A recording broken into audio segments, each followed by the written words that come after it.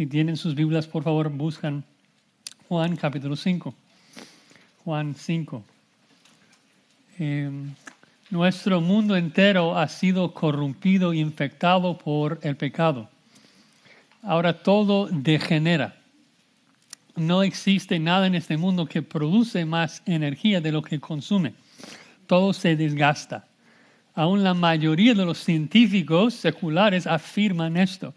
De hecho, el segundo principio de la termodinámica dice básicamente que todo va hacia el desorden. Nosotros entendemos más bien de que todo va hacia la muerte, ¿no? Porque la paga del pecado es muerte. Todo lo que existe en ese universo está enfermo de pecado y todo va hacia ese fin. Todo animal muere, todo ser humano muere. Aún las estrellas están perdiendo energía y si no fuese por el regreso de Cristo, todo moriría. Salmo 102, hablando de esto, dice que los cielos como una vestidura se envejecerán. Como un vestido los mudarás y serán mudados. Cada molécula, cada átomo, todo está perdiendo energía, perdiendo vida. Y si pensamos en esto, es una noticia muy terrible, ¿no? Porque la única manera de que nosotros pudiéramos tener esperanza de una eternidad sería si algo o alguien tiene vida extra, tiene vida eterna que puede prestarnos, vida que puede compartir con nosotros, vida que produce eternamente. Eso es lo que precisamente afirman los científicos en nuestro mundo, ¿no? De que dentro de este sistema cerrado no puede haber la creación de nueva energía. Entonces no me refiero a energía, por ejemplo, que produce el sol, que el sol produce, o sea, emite rayos, pero el problema es de que el sol mismo está muriéndose, está perdiendo energía. Y eso significa que tarde o temprano todo lo que existe en este mundo físico va a morir.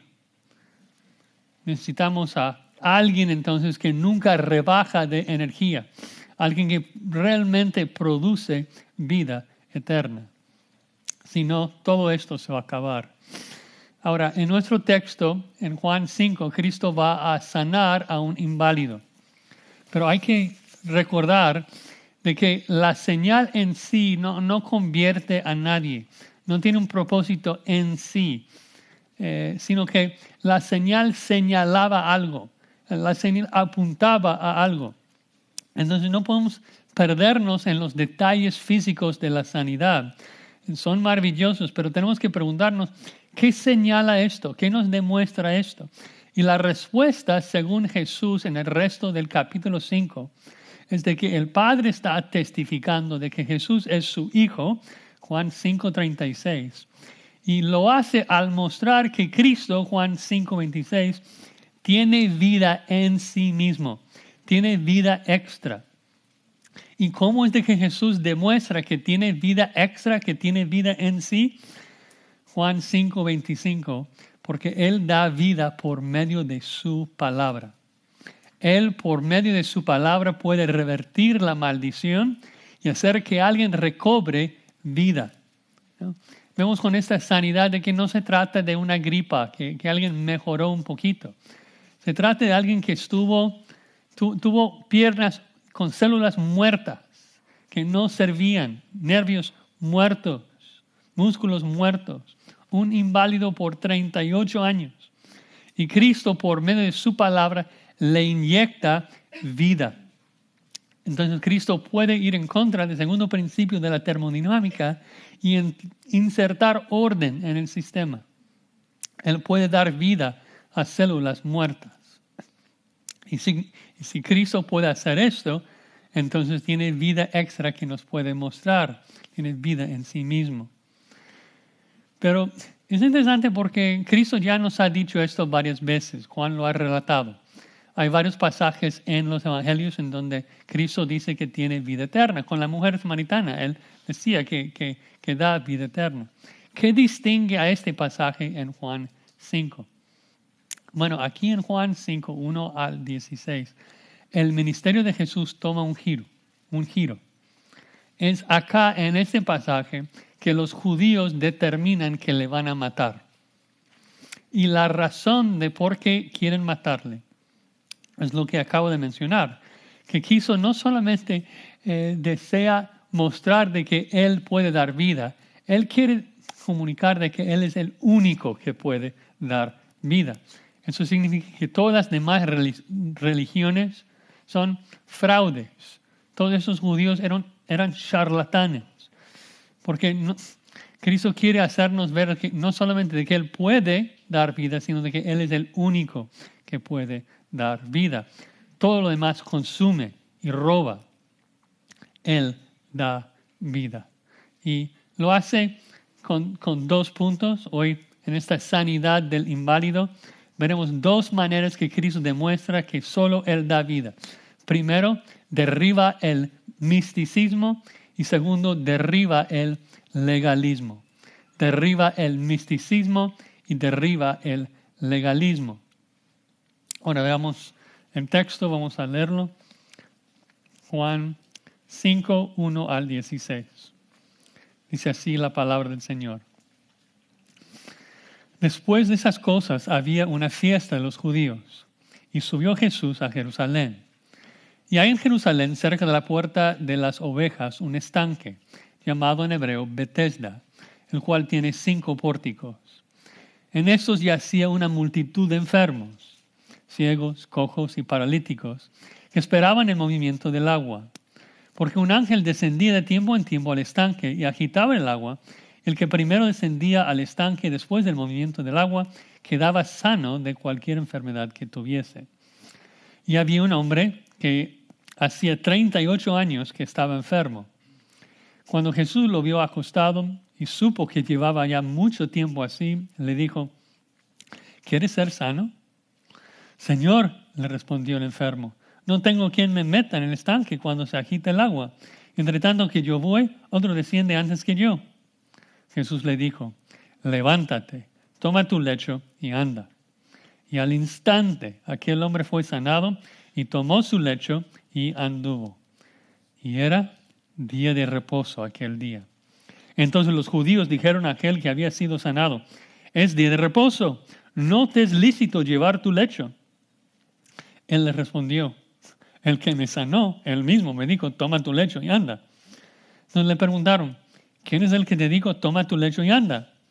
Y el que había sido sanado no sabía quién fuese, porque Jesús se había apartado de la gente que estaba en aquel lugar.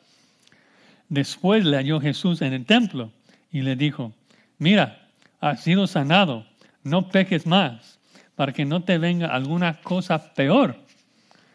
El hombre se fue y dio aviso a los judíos que Jesús era el que le había sanado.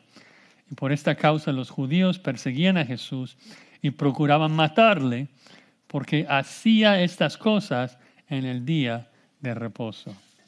Vamos a orar, hermanos. Padre Santo, como siempre que leemos tu palabra, oramos que tu Espíritu Santo ilumine nuestras mentes y nos ayude a ver tu gloria, Padre, brillando en la faz de nuestro Señor Jesucristo. Queremos llegar a ser más como Él y para eso necesitamos conocerlo. Necesitamos de tu ayuda, Señor. Gracias por este pasaje precioso en que vemos el corazón tan tierno de nuestro Señor Jesucristo y su poder, el poder de su palabra para llevar a cabo todos sus propósitos. Ayúdanos a confiar en ti, Señor. Lo pedimos en el nombre de Cristo.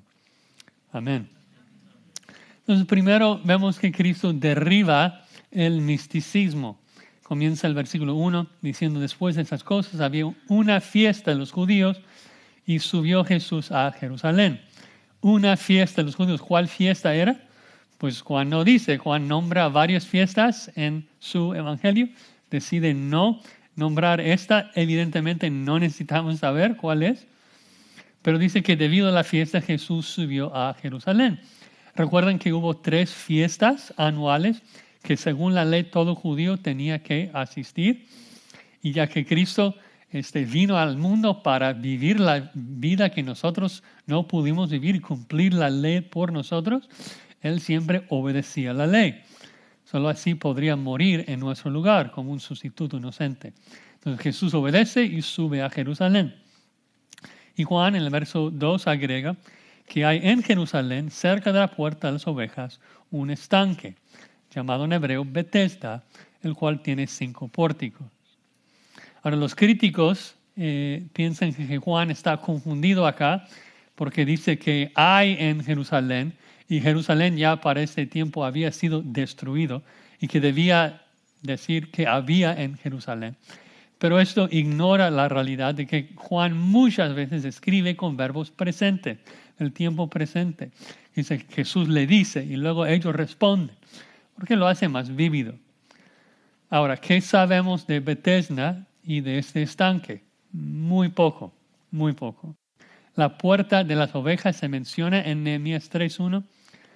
Ese estanque obviamente es una piscina que almacenaba agua, pero no sabemos de su propósito.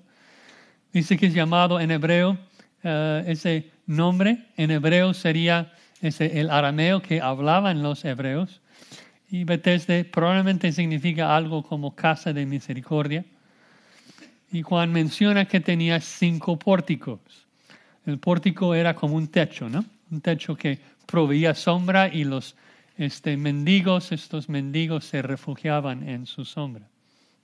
Y a veces leemos esas cosas y no nos parecen tan importantes, pero sí son muy importantes. ¿Por qué? Porque nos demuestra de que lo que Juan escribe acá es algo histórico, algo que realmente ocurrió, algo que pasó en tiempo, en un lugar específico, ¿no? Eso no es una alegoría.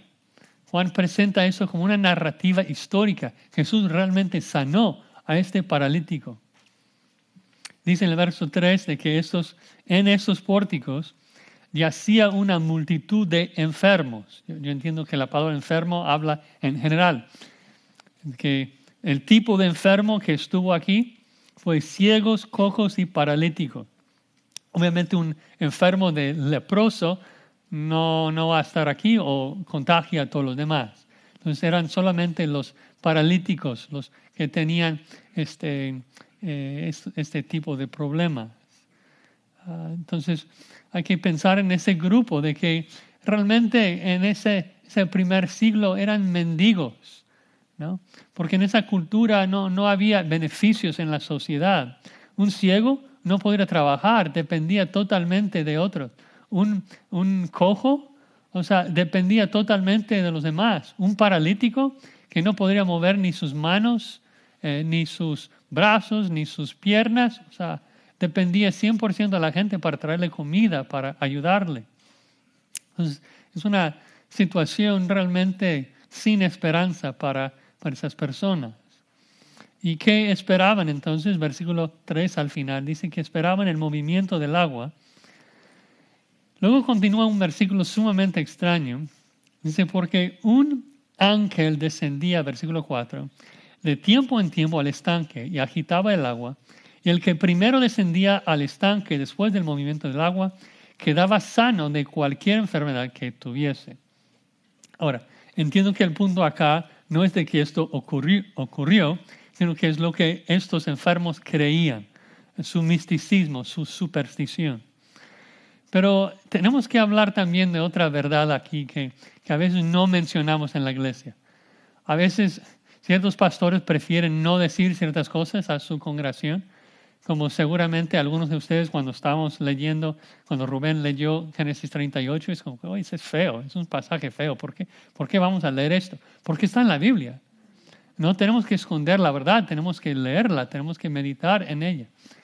Y otra verdad que a veces nos pone incómodos es de que la Biblia no fue escrito en español.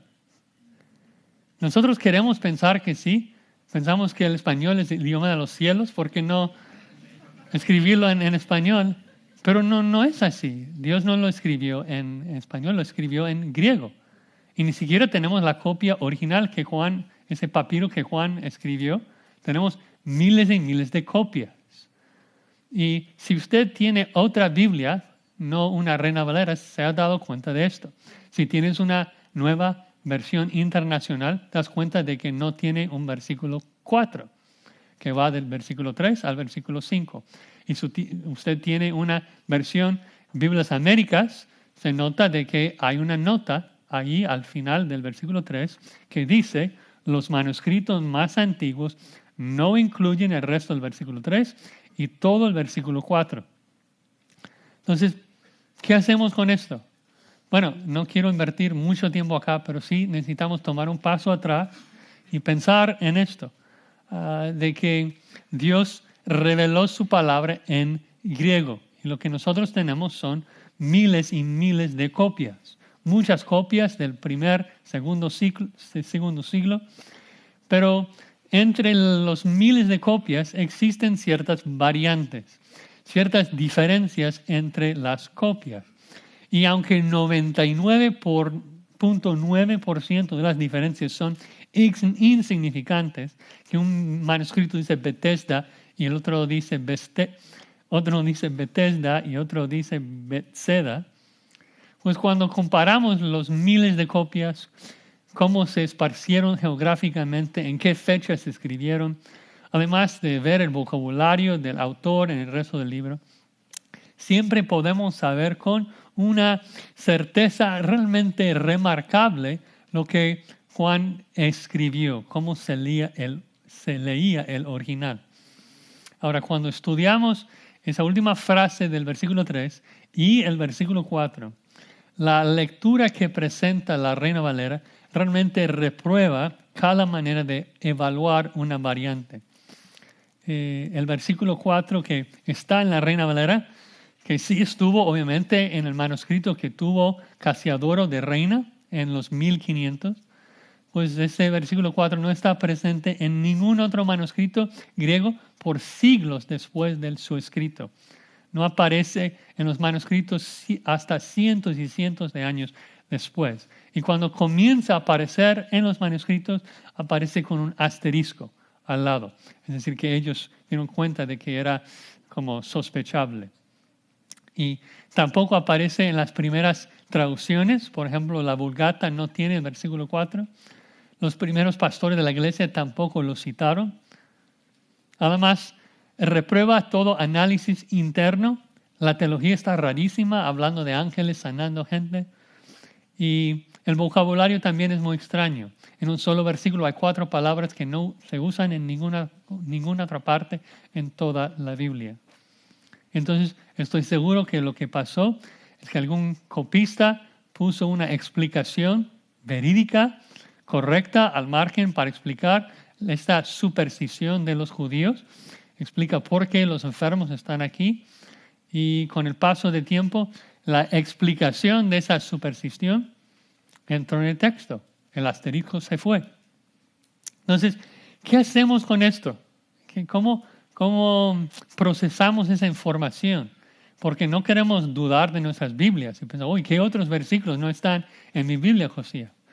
No, la verdad es que ahora, hoy en día, todos los eruditos cristianos conservadores están 100% de acuerdo en las palabras del original. Nosotros, gracias a Dios, podemos hacer el trabajo de la crítica textual, comparar las copias y llegar a una comprensión de lo que Juan realmente escribió. Pero por eso solo un consejo pastoral. Por eso yo creo que es siempre sabio en nuestros tiempos el comprar un par de versiones si puedes, no solamente la Reina Valera, sino también la Biblias Américas, que te ayuda mucho en esos asuntos.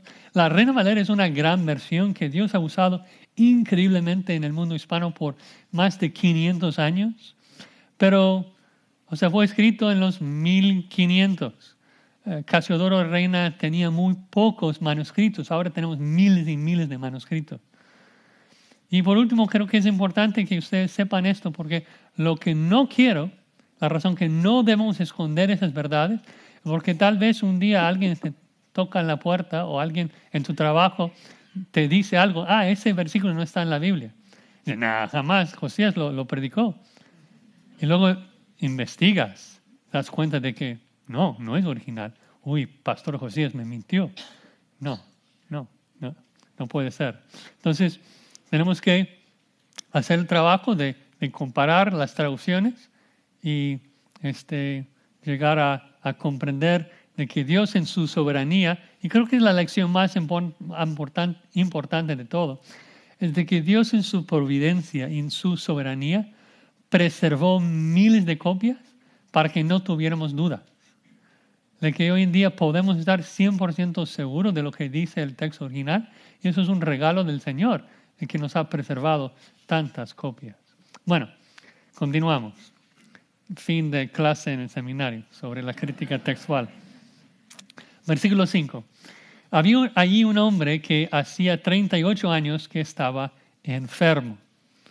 Entiendo que es un inválido paralizado de la cadera abajo. ¿Por qué digo esto? Porque creo que es la única manera que el texto tiene sentido.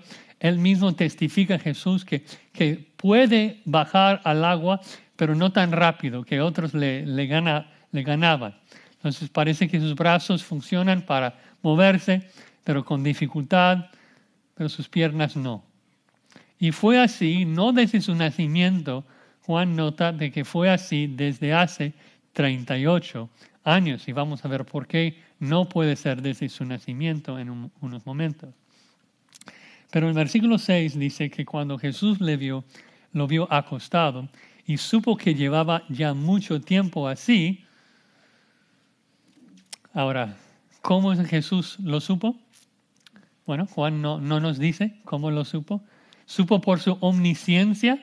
Puede ser, tal vez.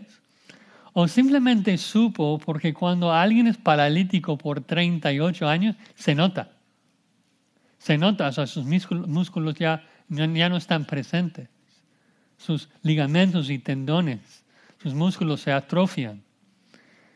Y no dice que Cristo supo que era inválido desde hace 38 años. Dice que Jesús lo supo que era así por mucho tiempo. Algo que todo el mundo notaba. Y creo que es parte del punto de este texto. De que Cristo va a hacer un milagro que no puede ser negado. No va a ser como las sanidades de hoy, de que una pierna que parecía un poco más corta que la otra. Y luego, milagro, ya está sanado. No le sana de una gripa. No le sana de algo subjetivo, le sana de algo totalmente objetivo. Los fariseos que le odian, que quieren matarle, no pueden negar el milagro. Todo el mundo sabía que era cojo y que ahora está andando, caminando. Entonces Cristo le dice ahí, ¿quieres ser sano? Es como poner sal en la herida. ¿Qué inválido no quiere ser sano? ¿Qué paralítico no quiere caminar? En el versículo 7, Señor, le respondió el enfermo, no tengo quien me meta en el estanque cuando se agita el agua. ¿Ven dónde el enfermo tiene su esperanza? Tiene su esperanza puesta en una superstición, un misticismo, una superstición judía, algo que creían esos enfermos. No, seguramente la idea es de que alguien agitaba el agua y el primero que se metía ahí podría ser sanado. Pero no era así, nadie se sanaba así.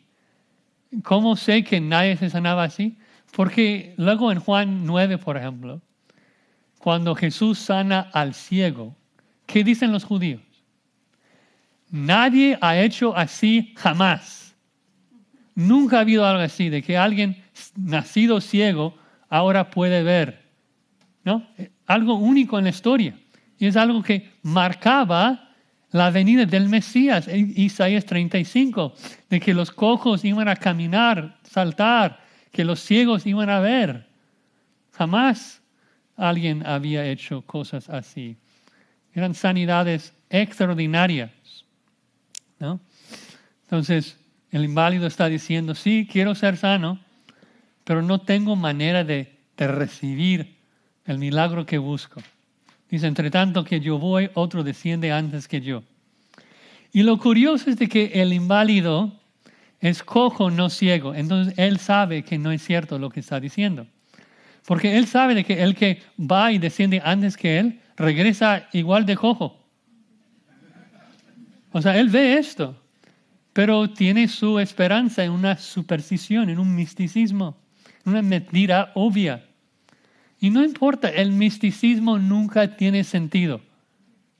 Nunca. Y la gente lo sabe y sigue creyéndolo.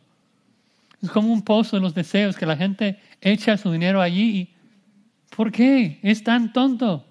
Yo recuerdo cuando servimos en México, ahí en el Zócalo, la gente iba al catedral y daban dinero al sacerdote y luego salían y pagaban a la Azteca para ser limpiada por él.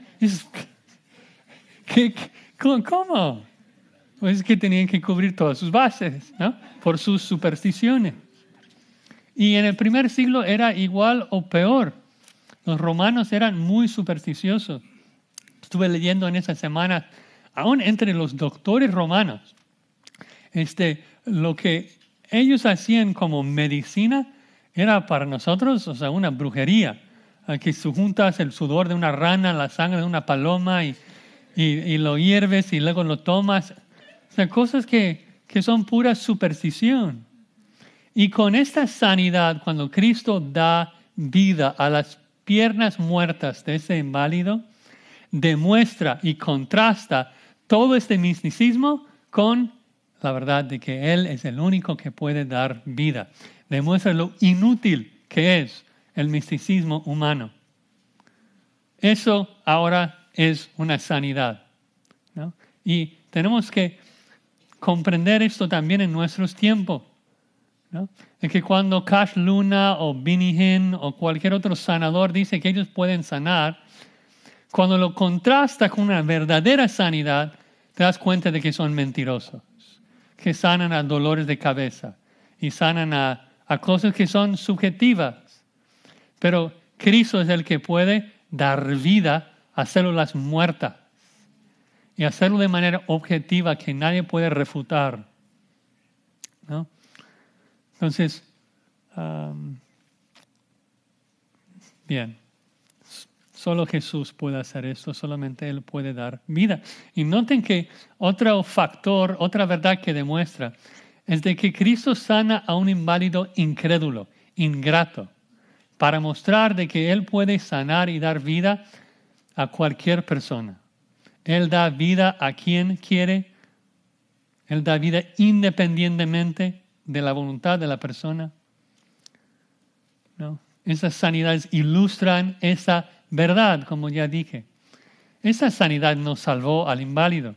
Ese ingrato, después de ser sanado, fue el Sanedrín y delató a Jesús ante ellos. Entonces, la sanidad no tenía ese propósito. Tenía un propósito mayor. Juan nos explica el propósito al final del capítulo. Es demostrar el poder de la palabra de Cristo de dar vida a quien Él quiere.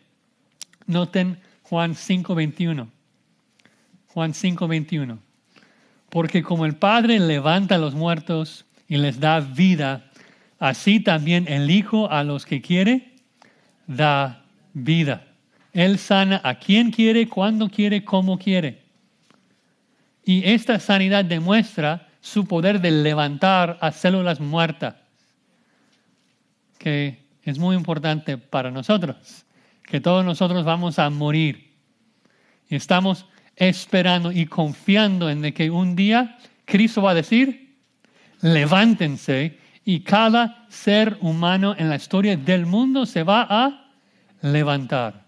Los justos para resurrección de vida y los malos para resurrección de condenación. Porque cuando la palabra de Cristo sale de su boca, siempre cumple con el propósito por el cual Él lo habló. La palabra de Cristo es poderosa y hay que confiar en ella. Entonces nos urge preguntarnos, ¿en quién confiamos? ¿A quién acudimos? Cuando tenemos problemas, cuando tenemos dificultades, cuando necesitas ayuda, ¿a qué acudes? ¿Acudes a ideas místicas tratando de escuchar la voz de Dios en tu cabeza? ¿Acudes a sueños? ¿Acudes a visiones? ¿Acudes a falsos maestros? La única respuesta correcta es de que acudo solo y exclusivamente a la palabra de Cristo revelada en la Escritura. Y lo hago porque es poderosa para levantarme. Es poderoso para cumplir su propósito. ¿Cuál es el propósito de ese libro para mí como cristiano? Es para santificarme, es para preservarme. Y tal vez no siempre veo los resultados que yo quiero, pero cuando estamos leyendo y meditando en la palabra de Dios, el Espíritu Santo nos está transformando a la imagen de Cristo como Él promete. Si tú estás en pecado, derrotado por tu pecado, y no estás acudiendo a la palabra de Cristo, si estás acudiendo al misticismo, otras cosas, que estás muy mal. Este pasaje demuestra el poder de Cristo para dar vida a gente muerta. Bueno, segunda razón, que Cristo es el único que puede dar vida, derriba la religión, derriba el legalismo. Dice versículo 8, Jesús le dijo, levántate, toma tu lecho y anda. Levántate, un mandato claro. Yo me imagino si yo estuviera ahí escuchando esto, me hubiera parecido cruel decir esto a un inválido. O sea, es lo que precisamente no puede hacer, levantarse. Pero Cristo sabe de que le va a levantar, que le va a dar vida a sus piernas muertas. Y a lo mejor te parece como que el verbo entre los tres, levántate, toma tu lecho y anda. Como que nosotros muchas veces enfatizamos el primero y el tercero como muy importante. Levántate y anda, porque era como lo más espectacular, que ahora un cojo está andando. Pero recuerden, si piensas en el propósito de este pasaje, que es condenar al sistema judío, el verbo más importante es toma tu lecho. Porque Cristo no tenía que decir esto. No tenía que decirlo en particular en un día sábado. No tenía que decir esto. Lo dice de manera intencional. Porque demuestra de que la sanidad del inválido tenía el propósito de invalidar el legalismo de los judíos. La sanidad del inválido tenía el propósito de invalidar el legalismo de los judíos. No solo señalaba que Cristo podía dar vida, sino que el legalismo no podría ayudarle. Si Cristo solamente hubiera dicho, levántate y anda, pues lo hace sin problema. Pero dice, toma tu lecho para atacar y derribar la ley de los fariseos. Lo hace de manera intencional. Juan lo explica un poco más tarde. En versículo 9 dice, al instante aquel hombre fue sanado, tomó su lecho y anduvo. Los mismos tres verbos. Exactamente lo que Cristo dijo, lo hizo.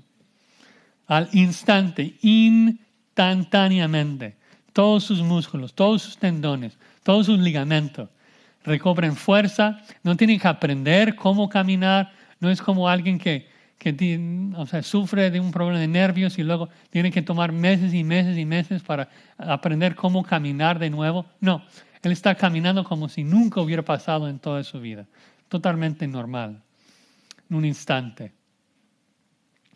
Increíble. Y interesante, recuerden que esta sanidad, como todas las sanidades, eran señales, señalando algo, señalando una verdad. Y esta sanidad es una señal, una prueba del poder de Cristo para dar vida por medio de su palabra. De que Él solamente tiene que hablar.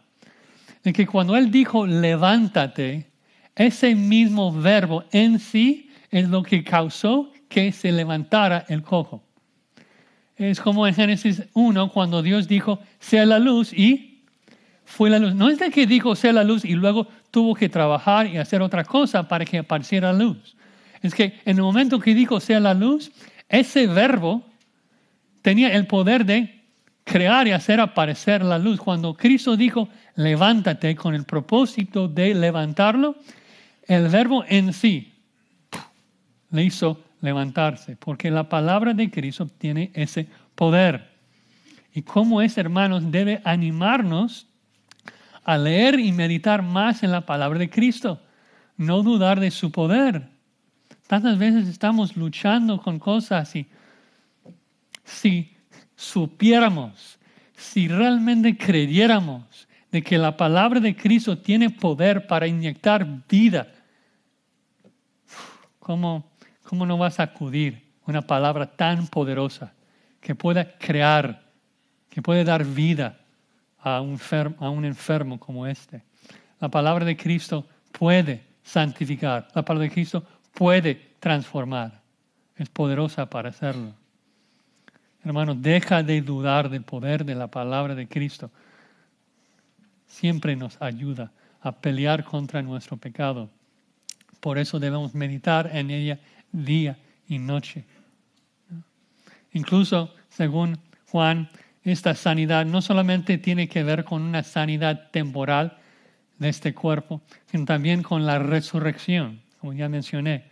Porque llegará un día, según el versículo 29, en que Cristo dirá, levántense, y todos los muertos se levantarán. Una resurrección de vida eterna, porque es lo que hace la palabra de Cristo, da vida. Cristo es el único que hace esto. Entonces el inválido, cuando escucha esos 3 verbos, levántate, toma tu lecho y anda, sin pensar recibe sanidad y hace exactamente lo que Jesús le pide, toma su lecho y anda. Y como mencioné también, esto demuestra de que Jesús es el Mesías profetizado del Antiguo Testamento. En Isaías 35:5 dice que los ojos de los cielos serán abiertos, los oídos de los sordos se abrirán, entonces el cojo saltará como un ciervo y cantará la lengua del mudo. Son milagros, señales que solamente el Mesías hacía. Pero luego el asunto se complica. Juan menciona de manera explícita, final del versículo 9, y era día de reposo aquel día. Era el sábado. Una y otra vez los evangelios enfatizan de que Cristo hacía sus milagros como en particular, como que reservaba sus señales para hacerlos el día de reposo, para juzgar, para derribar el legalismo de los judíos. ¿No? Cristo escoge sanar en el día sábado porque ilustraba tan claramente que la religión judía era falsa, legalista, que no salvó a nadie, que no ayudó a nadie. La religión de los judíos era cruel, todo legalismo es cruel. El día de reposo fue un regalo de Dios para su pueblo, un día de descanso. Y los judíos habían tomado la ley buena de Dios y lo convirtieron en una carga pesada. El sábado debía ser el día más fácil para el judío y los religiosos lo convirtieron en el día más difícil. Ahora, es cierto que en Jeremías 17:21 que Dios prohíbe llevar una carga en el día de reposo. Pero eso se trata de una carga pesada que estás haciendo en tus labores semanales.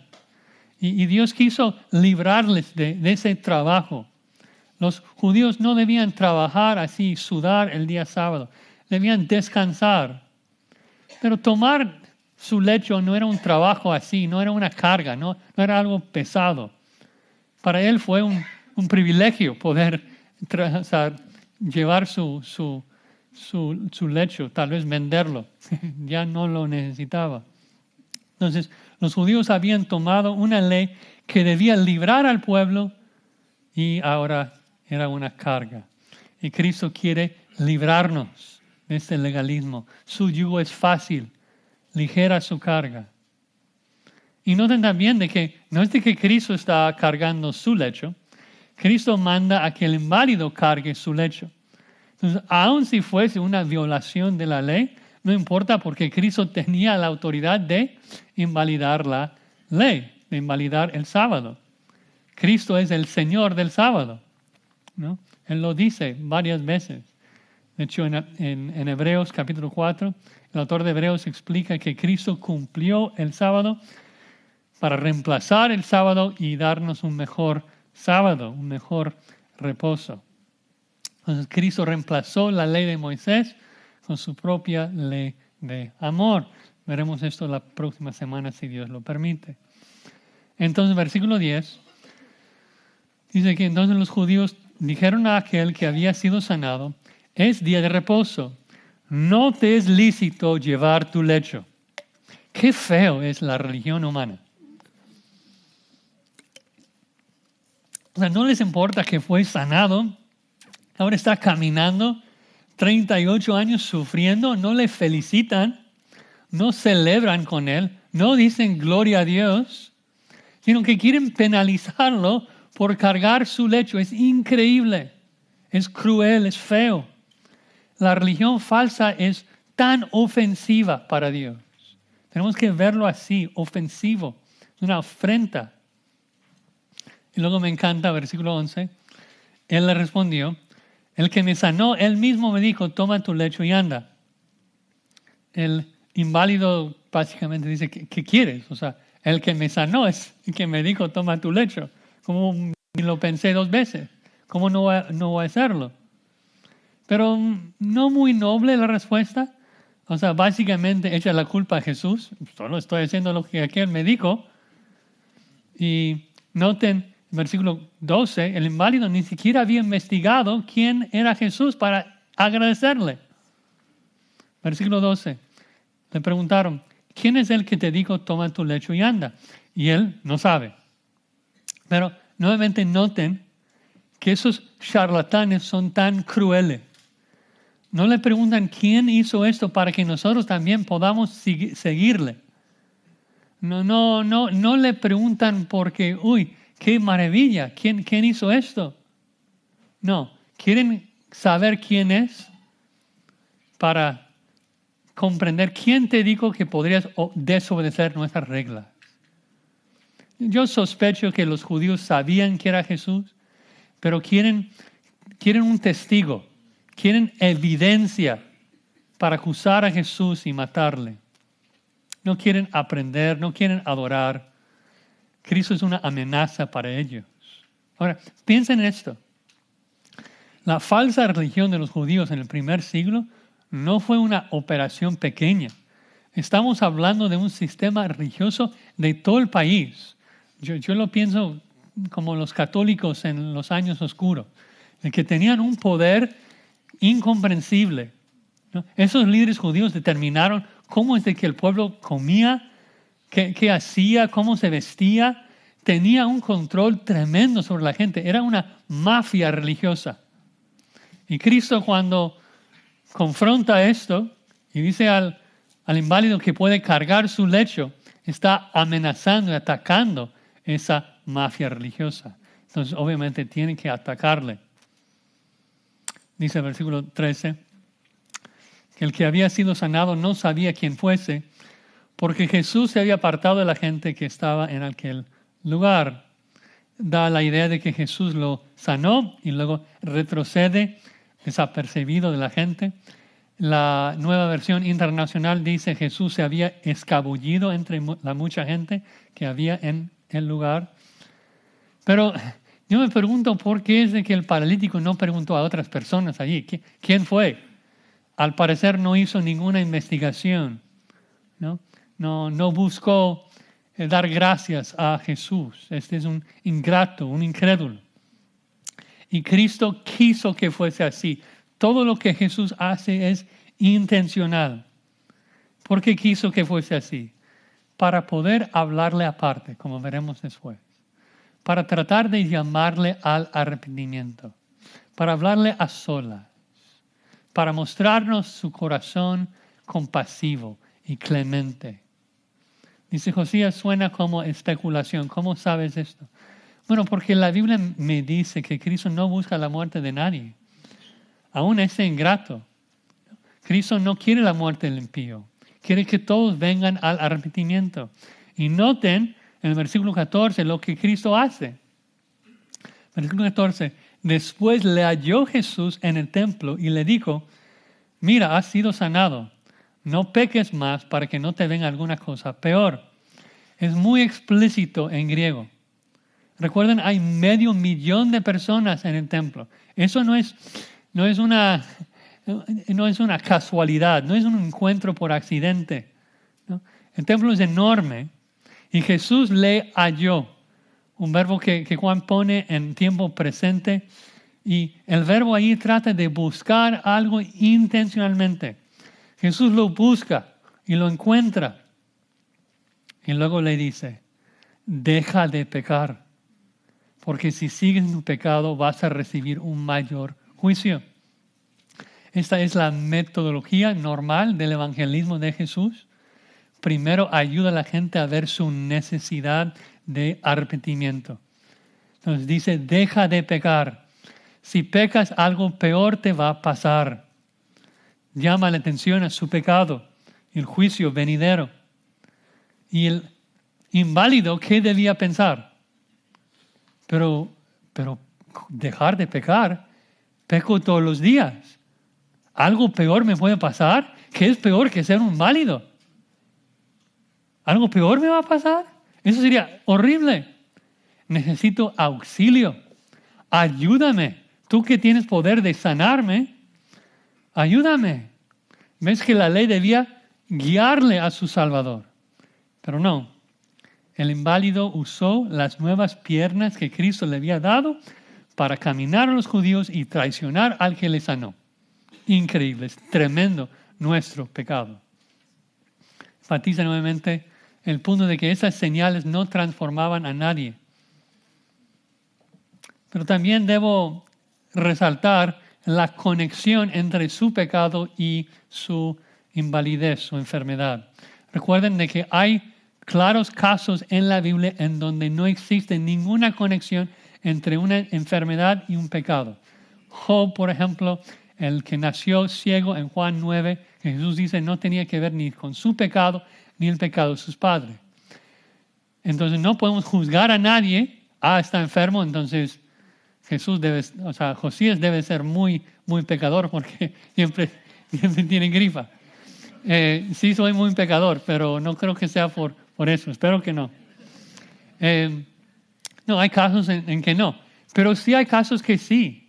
Por ejemplo, en el caso de los corintios, en 1 Corintios 11, en que ellos se enfermaban por no tomar la cena del Señor correctamente. Ananías y Zafira mienten y Dios los mata.